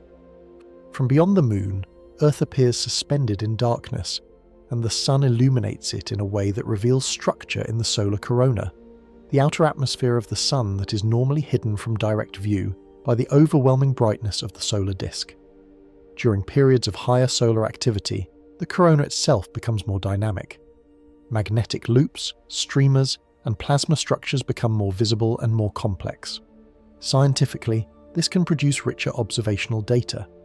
Visually, it is one of the most extraordinary sights accessible to human perception. So in a very real sense, The sun both threatens and enhances the mission. It increases radiation risk and it enriches scientific opportunity. It introduces communication variability and it enables discovery. It adds uncertainty and it deepens understanding. But none of those dualities change the central engineering reality that sits beneath everything else. All of these solar effects, radiation, ionization, magnetic disturbance, observational opportunity, ultimately feed back into a single constrained phase of the mission where physical survival depends on material performance under extreme conditions. Because once the spacecraft leaves deep space, once it enters Earth's upper atmosphere, once plasma begins to form around its surface and temperatures climb into regimes where materials are tested at their limits, the external variables narrow in importance. They do not disappear, but they converge. And what remains is a single question that no solar cycle, no forecasting model, and no prior mission experience can fully answer in advance. What happens when Orion meets the atmosphere at Mach 32, and whether the shield between human life and reentry physics behaves exactly as designed when it matters most? Part 13. What if the first failure wasn't the only one? Here's the uncomfortable idea sitting underneath all the technical detail, and it deserves to be said plainly. What if the Avcoat chunking seen on Artemis I wasn't the only thing that went wrong, but just the only thing we could clearly see? Because that distinction matters more than it sounds like it does. When engineers recovered and inspected the Artemis I heat shield, the most obvious anomaly was the material loss, over 100 distinct regions where pieces of Avcoat had been unexpectedly ejected during re-entry. That kind of finding naturally becomes the headline problem. It is visible, countable, photographable. It gives you something concrete to explain, model, and fix. But a heat shield is not just a surface that either holds together or falls apart. It is a deeply dynamic thermal system. It has layers of behavior happening simultaneously across different scales of physics. There is the outer surface, which is actively ablating and reacting with the plasma flow. There is the char layer, which forms as the material decomposes and is supposed to act as a protective, insulating barrier. There is the subsurface region, where heat is propagating inward, but ideally slowed by the ablation process. And then there is the internal thermal gradient across the full thickness of the shield, which determines whether heat ever reaches the crew module in any meaningful way. All of those layers are interacting during a re-entry that lasts only a few minutes, but those minutes are some of the most physically extreme conditions any engineered system has ever been asked to survive. Now here is the subtle problem. After flight, we can see parts of what happened, but we cannot see everything. The recovered heat shield is, by definition, a partially destroyed artifact. It has been through thousands of degrees of heating, rapid material erosion, mechanical stress from plasma flow, and chemical transformation. By the time it is retrieved, it is no longer a complete system, it is a post-event residue. Engineers can examine the surface morphology under microscopes. They can analyze fracture patterns in the remaining material. They can measure chemical composition changes in the char layer. They can reconstruct thermal histories using models anchored to onboard sensor data. But they cannot directly observe the full internal state of the material at every moment during re-entry, not continuously, not at full resolution, not in a way that captures every transient event inside the shield as it evolves in real time. And that introduces a hard epistemic limit. There are parts of the system's behavior that must be inferred, not observed. That is not a flaw in engineering. It is a boundary condition of reality. Now consider what Artemis II is actually doing differently. The re-entry profile is not identical to Artemis I. It is steeper, faster, and more direct.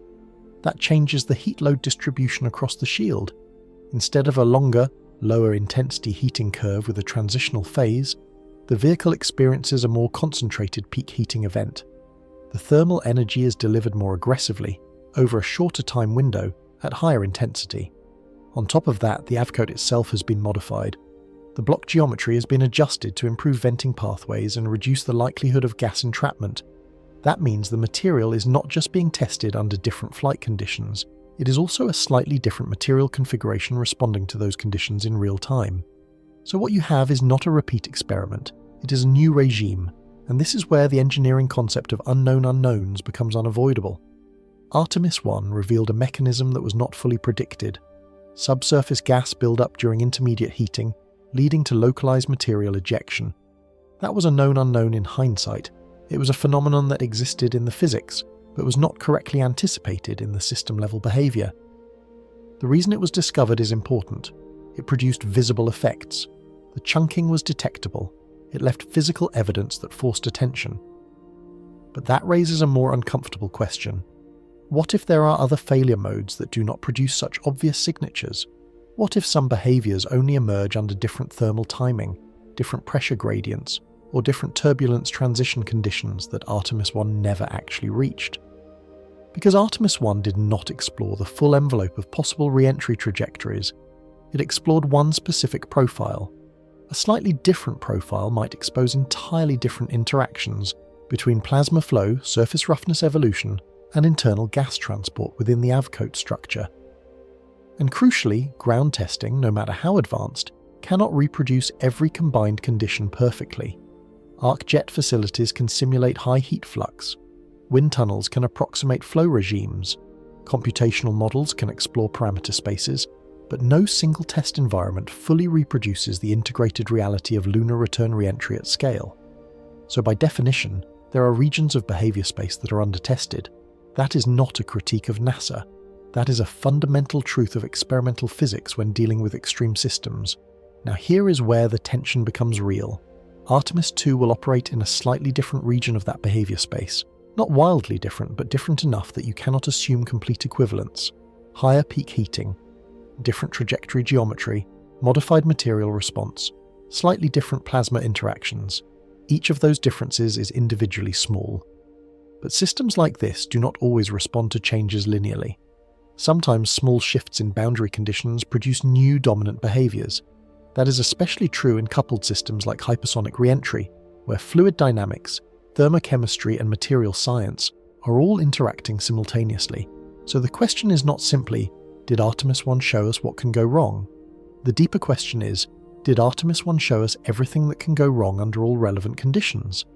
And the honest answer is that we cannot know that with certainty. This is where the concept of risk characterization hits its limit. Engineers are extremely good at identifying known failure modes. They're increasingly good at simulating complex interactions. They're also good at bounding uncertainty with safety margins, redundancy, and conservative design choices. But they cannot fully enumerate unknown unknowns in a system that only reveals itself under flight conditions. And Artemis II is, by design, a flight condition. This is what makes it so important scientifically and so sensitive operationally. Because if Artemis I was an incomplete sampling of the re-entry environment, then Artemis II becomes more than a mission. It becomes a validation point, a real-world test of whether the updated models, modified materials, and revised trajectory actually capture the full complexity of the system. That is not an abstract statement. It is a structural reality of how aerospace systems evolve, which brings us to the most direct way to frame it. If there is a hidden failure mode that exists only under Artemis II conditions, there is no simulation, no ground test, and no analytical model that can reveal it beforehand with certainty. Only flight can expose it, and that means the final answer to whether the heat shield behavior is fully understood is not sitting in a report or a dataset or a review board conclusion. It is sitting 4 days ahead, inside a physical event that has not yet occurred. A few minutes of re-entry physics will determine whether the system behaves exactly as predicted, or whether something new appears that was not in the model at all. And that is the part of this story that no amount of prior analysis can remove. Because in the end, some systems are only fully known when they are pushed to the edge of what they can survive, and watched carefully when they get there. Part 14. The Long Way Home. April 6th through April 10th. That is not just a schedule window, it is the structural boundary of everything Artemis II represents. Inside that span, something very unusual has already happened. 4 human beings have done things that place them in an extremely small subset of human history. They have travelled farther from Earth than any humans in more than half a century. They have crossed into a region of space that no current operational spacecraft routinely sends crews to.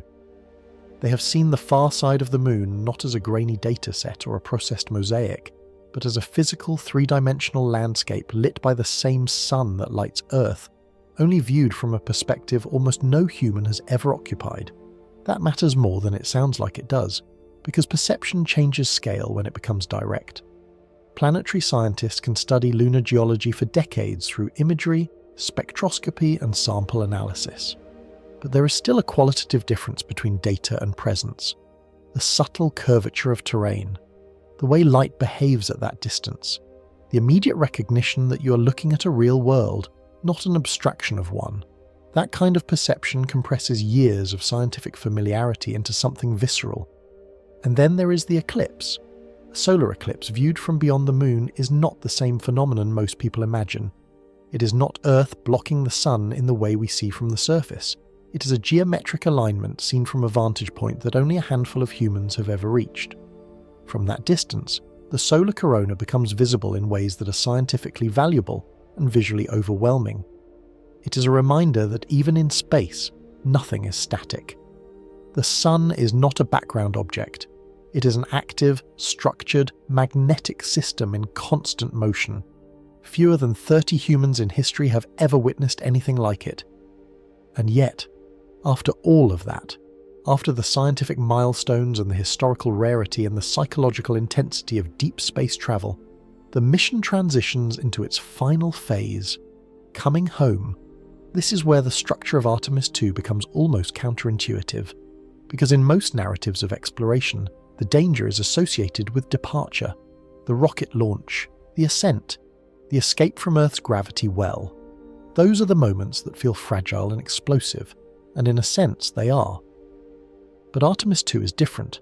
The transit to the moon is not the most dangerous part of this mission. The spacecraft systems, propulsion, life support, navigation, power are designed with redundancy and maturity. Orion is not experimental in the way early spacecraft were. It is a heavily tested vehicle with multiple layers of safety engineering. During the deep space phase, the environment is harsh, but the systems are operating in a relatively stable regime. Vacuum is not unpredictable. Orbital mechanics are not chaotic. Radiation is managed through shielding and monitoring. The crew's daily life, while confined and highly controlled, is operationally steady. In a strange way, deep space is the quiet part of the mission. Not emotionally quiet, not psychologically quiet, but mechanically stable. And then comes the return. Every hour after lunar flyby is an hour moving closer to re-entry. Every navigation update refines a trajectory that ultimately converges on a single, unavoidable event: atmospheric entry at hypersonic speed. This is where the psychology of the mission becomes important in a way that is easy to underestimate from the outside. The crew knows what is coming, not in an abstract sense, but in a very concrete technical sense. They have been briefed on the heat shield anomaly observed during Artemis I. They understand the nature of the avcoat behavior under intermediate heating regimes. They understand why the trajectory was changed. They understand what NASA believes the fix accomplishes, and they understand what uncertainties remain. They are not passengers in the informational sense. They are fully informed participants in a high-risk system. And then there is time. 4 days of it. 4 days where the moon recedes behind them and Earth slowly grows in their windows from a distant sphere into something familiar again. Oceans begin to resolve. Cloud systems become recognizable. Continents sharpen. Eventually the Pacific becomes identifiable as a vast blue presence that will eventually become the target of re-entry and recovery operations. That gradual return of Earth is not just visual, it is psychological compression. The mission begins to narrow. The number of remaining decisions decreases. The number of remaining unknowns concentrates into a smaller and smaller set of events. Everything starts pointing forward. And in the middle of that, there is a human dimension that cannot be engineered away. Reed Wiseman has a family. Victor Glover has a family. Christina Koch has a family. Jeremy Hansen has a family. These are not symbolic references.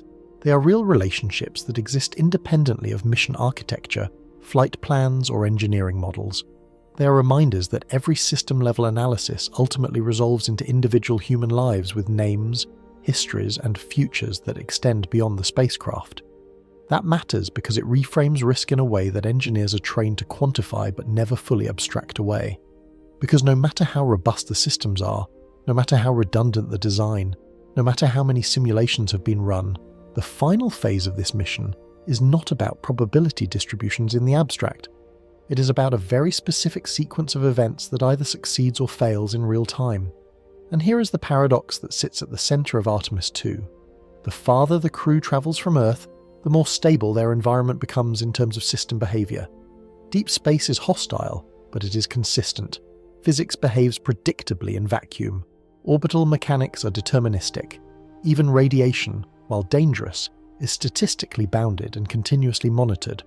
But as they return, they enter the most dynamic and least forgiving environment of the entire mission, Earth's atmosphere, and more specifically, the interface between spacecraft and atmosphere at Mach 32.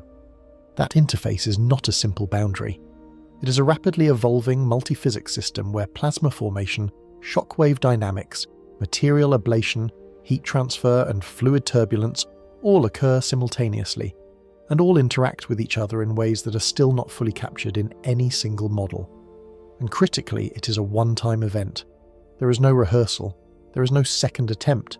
There is no opportunity to pause the system and inspect intermediate states. Once re-entry begins, it is continuous, irreversible, and fully committed. This is where the design philosophy of human spaceflight becomes most visible.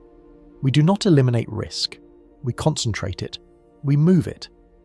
We take a mission that is distributed across days of relatively controlled operations and compress its most dangerous element into a short window measured in minutes. And then we accept that everything we have learned about the system must prove itself inside that window. The heat shield is the final boundary between human life and re-entry physics. There is no backup shield, no redundant layer, no secondary protection that activates if the first one fails. It is a single material system designed to perform under conditions that cannot be fully replicated anywhere on Earth. That is not a design flaw, it is a constraint of physics, and so the mission structure resolves into something very simple and very stark. 4 days of approach, 4 minutes of atmospheric entry, and a single heat shield carrying all the accumulated knowledge, modelling, testing, and engineering judgment that led to this moment. Everything before this point has been preparation. Everything after it will be outcome, and in between those two states is a phase of physics that, despite all our simulation capability and all our historical experience, still retains a small but significant space where reality is allowed to surprise us. Part 15. There is no partial success. Re-entry is binary.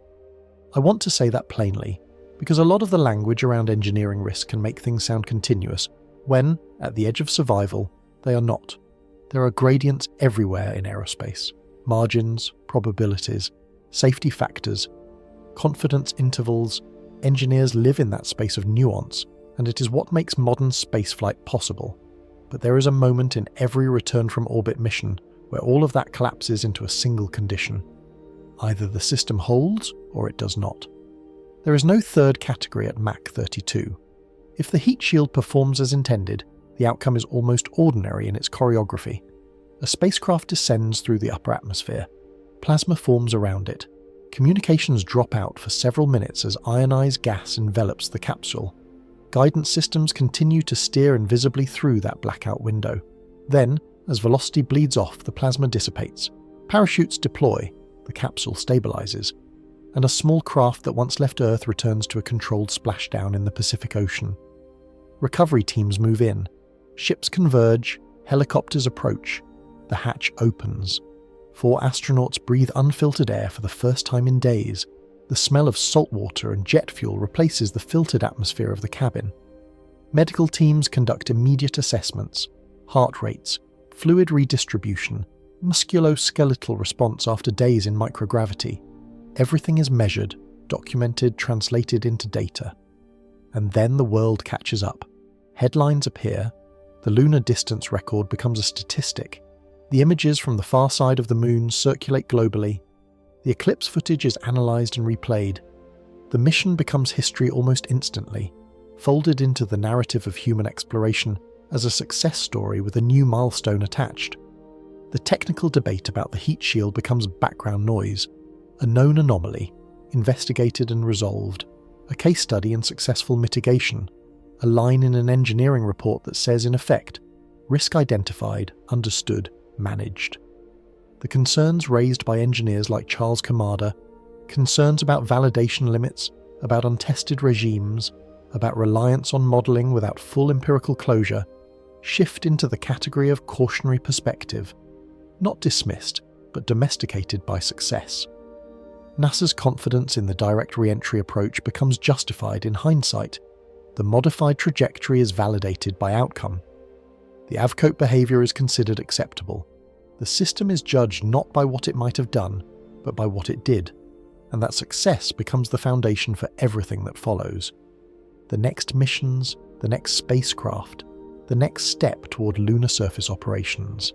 Artemis II, the first crewed landing attempt of the new era, becomes materially easier to justify because Artemis II worked. That is one branch of reality, but there is only one other. If the heat shield fails, there is no intermediate outcome to soften the boundary between success and catastrophe. This is the part that is difficult to express without sounding dramatic, but it is also the part that engineering reality does not soften. At orbital re-entry speeds, there is no meaningful concept of partial failure that still allows survival. There is no mode where the shield degrades gradually in a way that still permits controlled descent. There is no alternate pathway once the thermal protection system stops doing its job at peak heating. The environment is not forgiving enough for that kind of contingency. At approximately 25,000 miles per hour, the spacecraft is not moving through air in the everyday sense. It is converting kinetic energy into heat so rapidly that the surrounding gas becomes plasma. Temperatures in the shock layer reach thousands of degrees. The capsule is not insulated from this environment by convenience or margin. It is insulated by a very specific material system designed to absorb, ablate, and shed heat at a carefully calculated rate. If that system fails catastrophically during peak heating, there is no time for correction. No intervention from the ground, no software patch, no procedural workaround.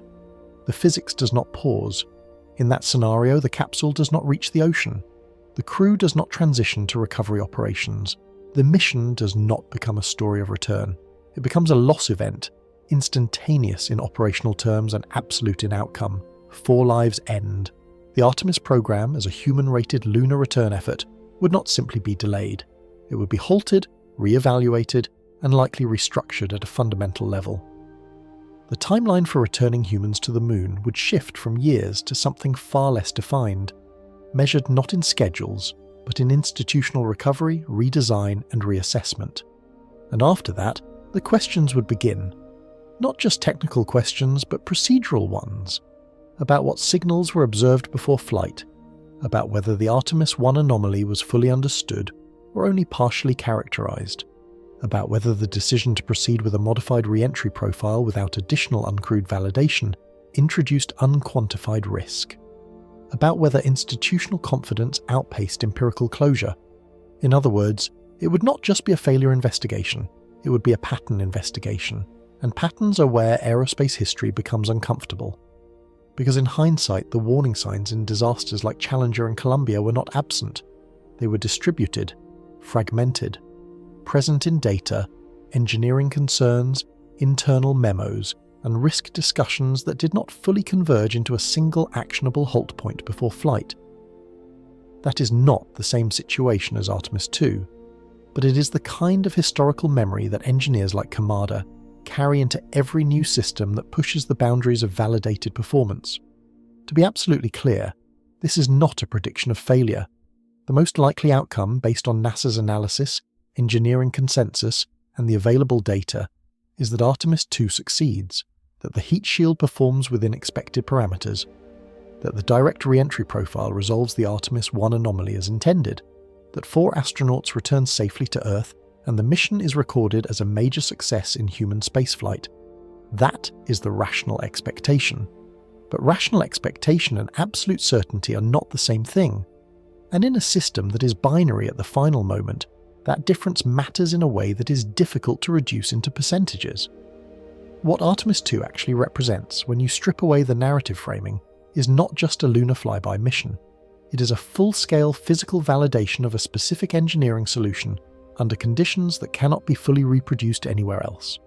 It is a hypothesis expressed in hardware, trajectory, and material science. NASA believes the hypothesis is correct. The crew has accepted the risk that it might not be, and the world, watching from a distance, is largely focused on the milestones that come before re-entry, the distance record, the lunar views, the eclipse, the historic return to deep space. But all of those moments are upstream of the only test that ultimately resolves the uncertainty. Because everything, the data, the engineering, the modelling, the analysis, the confidence, funnels into a single event that lasts only minutes. And that event does not speak in interpretations, it speaks in outcomes. 4 days from now, the capsule will meet the atmosphere. 4 minutes later, we will know which branch of reality we're in. Not through reports, not through simulations, but through whether a heat shield designed, modified, and analysed over years behaves correctly in the only environment that truly matters for it. That is the story of Artemis II, not the distance travelled, not the record set, not the images captured beyond the moon. The story is the return, and the return will either happen or it will not.